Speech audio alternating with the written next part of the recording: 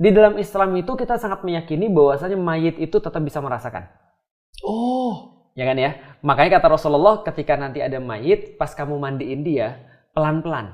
Karena dia barusan sulit daripada ditarik nyawa. Baru mengalami.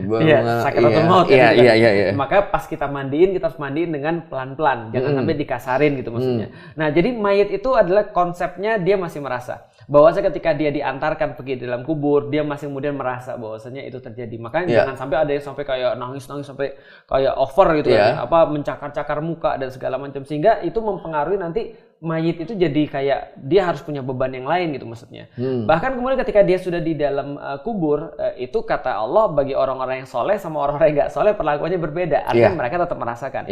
Nah, yang paling nyata adalah ketika Rasulullah itu lagi jalan bersama para sahabat itu berhenti. Dan sedih banget. Lalu kemudian Rasul bilang gini, ini ada 2 kubur ini, orang 2 ini lagi diazab. Jadi Rasul mendengarkan teriakan mereka nih, atau setidaknya kengerian yang kemudian yang mereka alami. Rasul tahu. Maka Rasul kemudian mengambil 1 pelepah kurma, membaginya jadi 2, kemudian menancapkan kemudian itu, lalu kemudian berdoa begini, semoga selama pelepah kurma ini masih basah, maka mereka diringankan azabnya.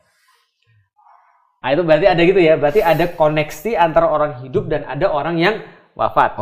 Dan juga Rasulullah sebelum wafat itu beliau paling sering ngunjungin Baqi. Lalu kemudian mendoakan orang-orang di kuburan Baqi, mendoakan orang-orang kemudian sahabat-sahabatnya sudah meninggal, mengunjungi makam Uhud dan seterusnya. Ini adalah bahwasanya ada koneksi antara orang hidup dan berarti Rasulullah pun dari dulu sudah mengajarkan kalau apa yang kita lakukan di makam yang menurut kita harus ini orang udah mati dengan ngerasain apa-apa, itu tetap ada ada efeknya ke orang yang dikubur itu kan. Betul. Bahkan Rasul bilang kunjungilah aku sekali-sekali. Kata Rasulullah, di mana? Di Madinah, gitu kan ya. Nah, dan para ulama saking membahas tentang koneksi ini sampai-sampai mengatakan dilarang bagi kita untuk mengatakan saya mengunjungi jenazah Nabi, nggak boleh, karena Nabi masih hidup. Kan digambarkan bahwasanya karena digambar dalam Al-Qur'an mereka tidak mati kan gitu kan ya. Akan tapi mereka sebenarnya hidup dan dikasih Allah rezeki. Jadi kita cuma bilang bahwa saya mau berziarah ke Rasulullah gitu maksudnya. Karena apapun yang kita sampaikan sholawat dan segala macam itu Rasul tahu kan gitu kan. Oh, jadi sedih ya gue. Tapi ya ini gitulah, ada efek antara kemudian orang yang hidup dan orang yang meninggal. Nah, ini kemudian yang aku yakin menjadi awal culture itu. Awal culture di Indonesia bahwasanya ada orang-orang yang kemudian datang ke makam, apakah itu makam ulama atau itu makam keluarganya tentu saja gitu kan.